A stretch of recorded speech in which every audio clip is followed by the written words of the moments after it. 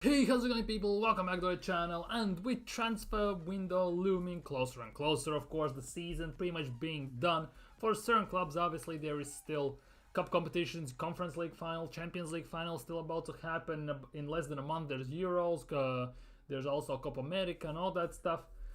Transfer market is slowly heating up. More and more rumors are coming out, more and more reports are coming out, more or less. Whether it's true or not, nobody knows. Actually, only the clubs know what's happening actually there. But many claims have been made, many things are happening at the moment, especially involving Arsenal, of course. So it is pretty interesting to see how Arsenal every transfer window seems to be arguably one of the biggest talking points of the transfer market. And at the end of it, it feels a bit more meh. From all the hype, we get meh in a way, and all. From all the silence, we sometimes get the best deals. Obviously, we signed Simba from out of nowhere. We signed Fabio Vieira out of nowhere, and that is 50-50 now. But about today, there's quite interesting stuff to talk about. So let's not waste too much time. Like, comment, subscribe, hit that bell, all that good stuff, and let's get into it. And we're gonna kick things off with Gabriel Jesus, who again is in the same position as he has been quite a bit for the last 2 years. Gabriel Jesus has undergone a medical procedure to clean his knee. The return time hasn't been released. Obviously, he was determined to play to the end of the season and choose Arsenal's running over playing for Brazil this summer. Obviously, Jesus has had quite a bit of injuries to that knee, quite a bit, like 2-3 injuries in the last 2 years, and quite long, extensive ones for quite some period. And he has been dealing for the longest time. It feels like forever. And now it's happened again. Now nobody knows when he's gonna be back, but one of the biggest things for me personally is he cannot be a starter. He cannot be our main guy. Unless he wants to be a squad player, he accepts the squad player role once he sits down and talks to Arteta during summer, I think we must sell him. Because he is not good enough to be the starter. And at the same time, quite a bit of time he has been injured, so he doesn't add anything to the team. So in that sense and in that retrospect, when you look at things, let's be real, we kind of need to look at things and start to be a bit more ruthless in the player department.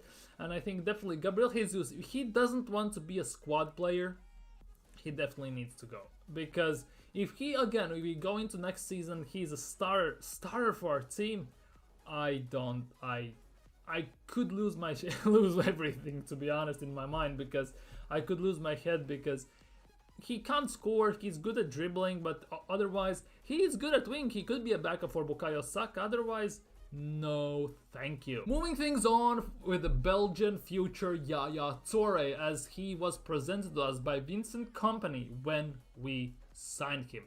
Of course, we are talking about Nketiah Lokonga. He hasn't had the best of times at Arsenal.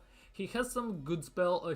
When he played, he had some few good moments, but overall, it has been quite a bit underwhelming. Obviously, he's very young still, so that definitely played a massive factor. And by the looks of things, Arteta isn't the biggest fan of him.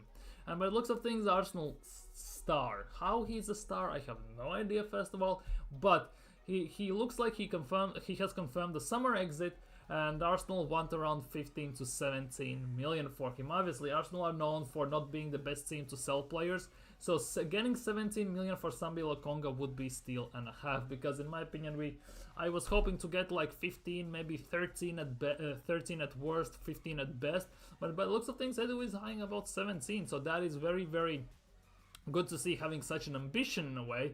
But overall, Nketiah Lokonga, his career at Arsenal, not the best, has gone out on loans mostly and hasn't achieved pretty much anything, and by the looks of things hasn't proved himself for Mikel Arteta to be good enough. So definitely, by the looks of things, his days in this transfer window for Arsenal most likely will be numbered. And here we are, some music to my ears in a very selfish role. Arsenal are prepared to sell striker Nketiah this summer if they can sign a new forward. So that means all the strikers we have been linked with, and that includes Gyokeres, Brobbey, Zirkzee, and Šeško. If we sign one of them, Nketiah's gone. And thank God, finally. Give him for free.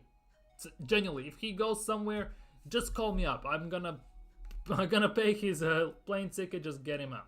Because let's be real, Nketiah, the savior, who has to play in Champions League to score a deciding goal against Bayern Munich, who has to play in big games to score the deciding goal, and yeah, that's about it.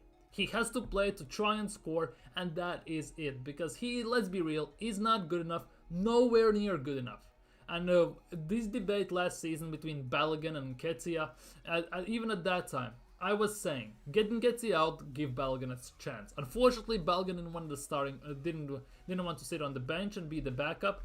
And to be honest, with Jesus' injury, let's be real, he could have had a chance. Definitely could have had a chance. The way we played, the way Havertz was forced into the midfield in a way. But he decided to go away. He went to Monaco, had a mediocre season in a way. But let's be real, it is what it is. But Eddie Nketiah finally could be leaving Arsenal. That is definitely Eddie Murphy could be finally out. And now we get to the big dogs. And we talk about players coming in, and we are talking about Benjamin Šeško. Now, as you can see the title, German club wants to remove the release clause in contract of Arsenal target. Now, as we all know, he has 56 million release clauses. Maybe by some miracle we could get him for cheaper. But the thing is, many top clubs in Europe are circling around Leipzig, and they want to sign Benjamin Šeško. Obviously, he went from Salzburg there, and he was incredible for Salzburg after Haaland left, and he took the world by storm, and now he is at RB Leipzig, of course. And Arsenal and Mikel Arteta has identified he is one of the targets Arsenal are open going for potentially and signing for our striker position. But Leipzig aren't that keen on selling him, and hence why we are here. Here it is. Šeško has caught the attention of top clubs across the continent, and RB Leipzig is concerned that they might have to replace him by the end of this campaign. Obviously, for Leipzig, it could be a tough task because, as we all know, Leipzig isn't a big standout name in European football. They tend to sign quite a bit of players from other Red Bull teams. Or sign quite a bit of youngsters and trying and develop them. So, in all of this coming together, here it is. A report for Football Insider claims that they want to offer him a new lucrative deal, which would make sense, let's be real, and remove the release clauses in his contract. Well, basically, what they're trying to do here is protect that value. They want to sign a new contract, extend his deal, and they want to be in charge of the player being sold, basically. Arsenal at the moment can come in, pay 56 million release clauses, and he is at Arsenal if he passes the medicals and he signs the contract. Job done. Now, if again he signs that new deal, release clauses aren't in effect anymore. They are not in the contract, they're not in there, which means Leipzig can ask whatever they want. So this 56 million can become 70 million, 80 million, and that could be a massive problem, which obviously could be in a very big way that many teams in Europe would turn away from him. Let's be real, let's not dwell over that. It will be very interesting how Leipzig just operate in this. Now the thing is, 56 million is a big chunk of change in a way. Now here you pay about 20 million from that money for potential in the future, because Šeško is still super young, 6'5", he has amazing ability, he's been described as a mix between Ibrahimovic and Van Persie. So here we are. Wouldn't mind to have the best of those two worlds having combined in Šeško and being at Arsenal. Now he's a very streaky player in a way, and a lot of confident player. He's immature in a way because sometimes he does the wrong things on the pitch. He shoots when he needs to pass, and sometimes he's in that way at least immature because he obviously is young and he hasn't had the experience to how to deal with things. But he can finish with both feet. He's strong. He's super quick. He can head. He can shoot with and everything. So definitely coming to Arsenal would be an asset for Arsenal. Now the thing is, will he re-sign with Leipzig, or Arsenal will try and sign him? If Arsenal, of course, go for him. That is the interesting bit.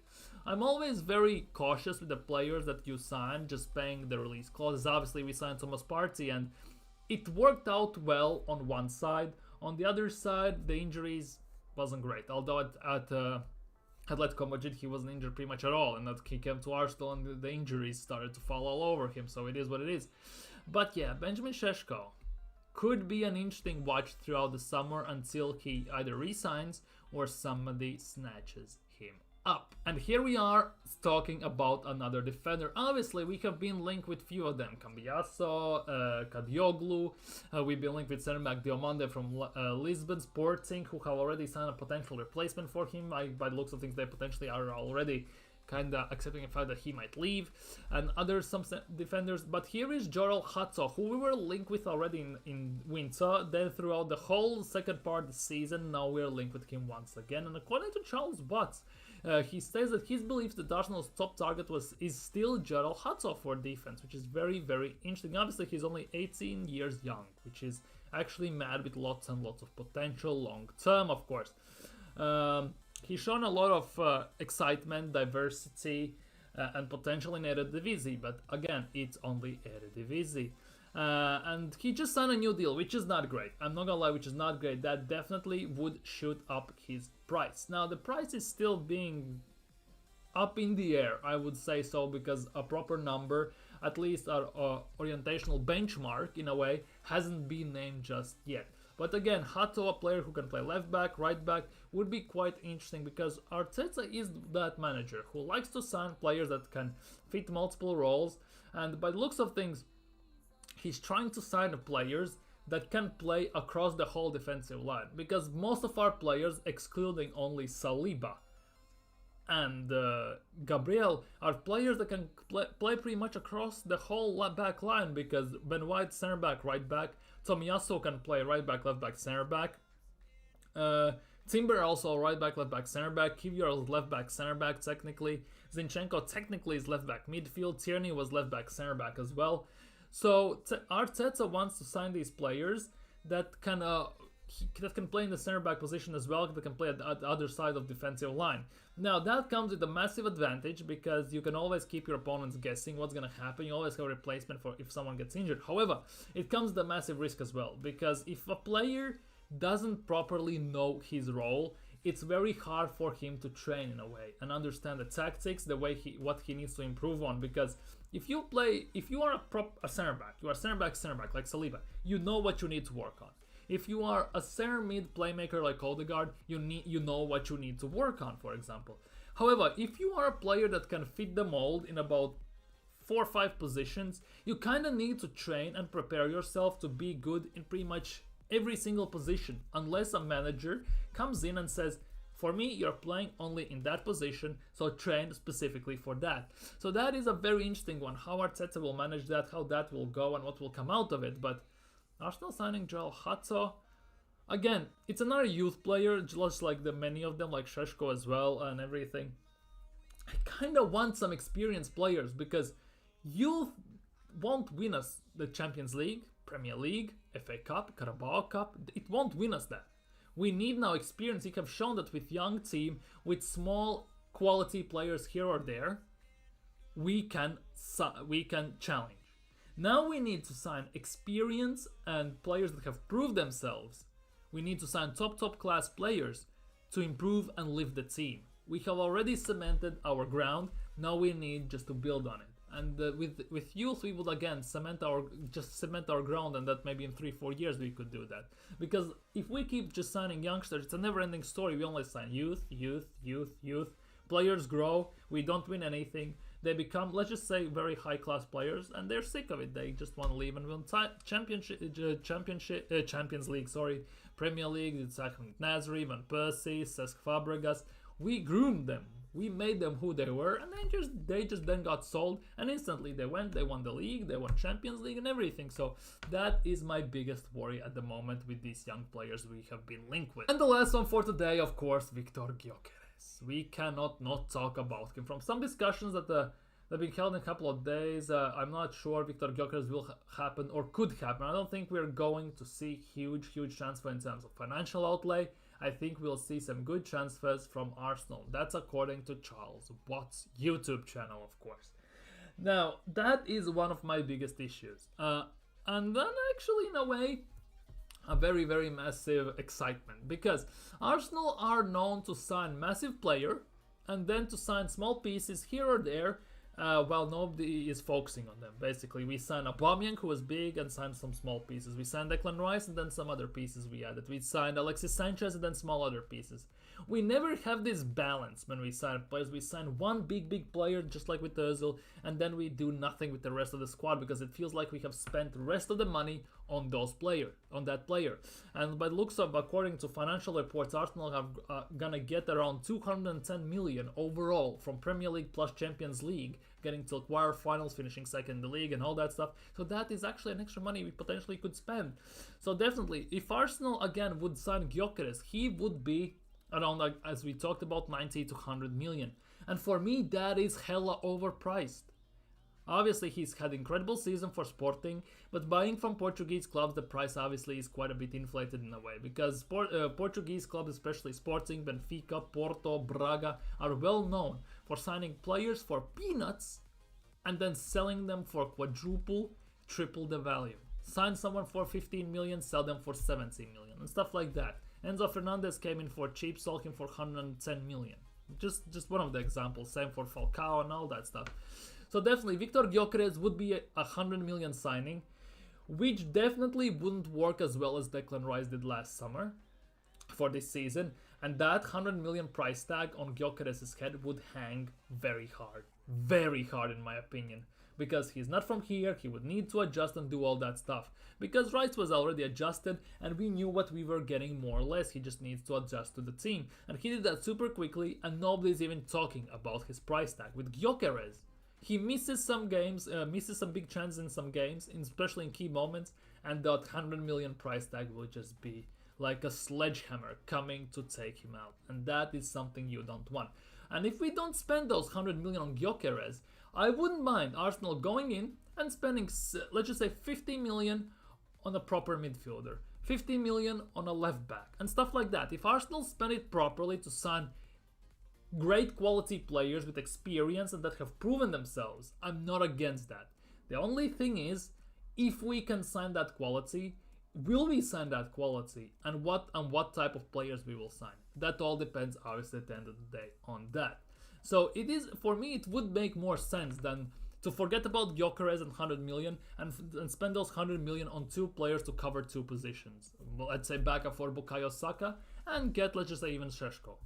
Two players done, we could move on, and then we can spend another, let's just say, 100 million to try and find another midfielder for Partey and a left back, for example. It would make more sense than actually dumping the whole money in one player in one position, of course. Anyhow, those are the transfer news and rumors for me for you today. My thoughts on them. Let me know down in comments what you think, how you feel about them. And of course, tomorrow there's another video. I hope we sign someone somewhat soon, as Arteta said they want to do things early, and I hope it's someone great. Let me know down in comments below, by the way. Would you take Gyokeres for 100 million, or would you rather Arsenal sign two high-end quality players for 50 million and just to cover, just say, two positions and to be on a different level, just to elevate the depth more, unless they are first team quality, of course, elevate the depth more than actually get a #1 guy for striker and have a massive risk of him not working out, for example. Let me know that down in comments below. Take care, enjoy evening, and see you all tomorrow. Peace.